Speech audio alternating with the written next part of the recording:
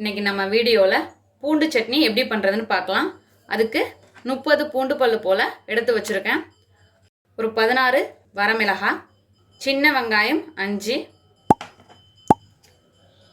ஒரு சின்ன துண்டு பெருங்காய கட்டி, ஒரு சின்ன துண்டு புளி, தாளிப்புக்கு 1 டீஸ்பூன் கடுகு, 1 டீஸ்பூன் உளுத்தம்பருப்பு, கொஞ்சமாக கருவேப்பிலை, உப்பு தேவையான அளவு, நல்லெண்ணெய் தேவையான அளவு. இப்போ எப்படி பண்ணலான்னு பார்க்கலாம். ஒரு கடாய் வச்சுட்டு இதில் நல்லெண்ணெய் சேர்த்துக்கலாம்.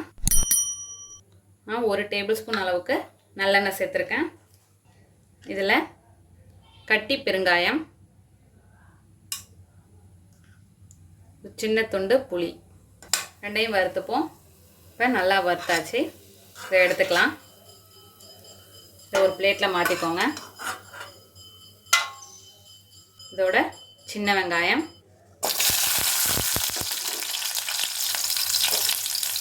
இதோட பூண்டு பல்லு,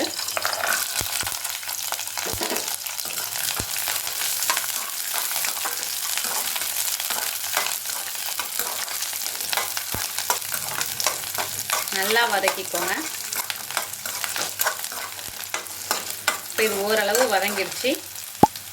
இந்த ஸ்டேஜில் வரமிளகாய் சேர்த்துக்கலாம்.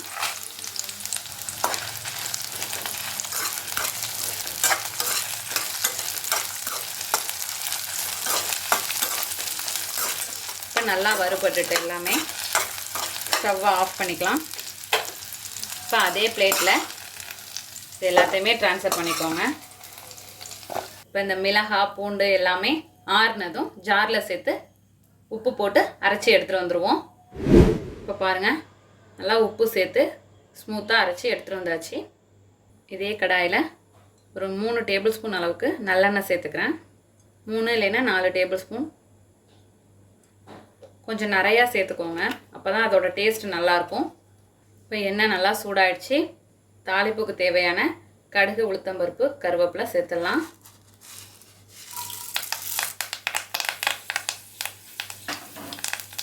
கடுகு பொரிஞ்சதும் நம்ம அரைச்சி வச்சுருக்க பூண்டு பட்டை மிளகாய் பேஸ்ட்டை சேர்த்துக்கலாம்.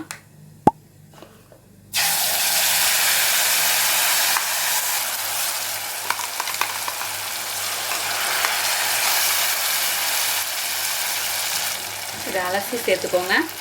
இப்போ கலந்துக்கலாம்.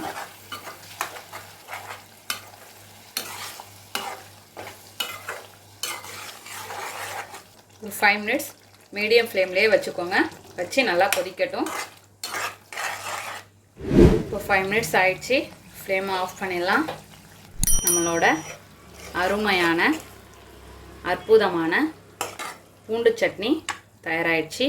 இதே போல் நீங்களும் உங்கள் வீட்டில் செஞ்சு பார்த்துட்டு எப்படி வந்துச்சுன்னு கமெண்ட்டில் சொல்லுங்கள். தேங்க்யூ.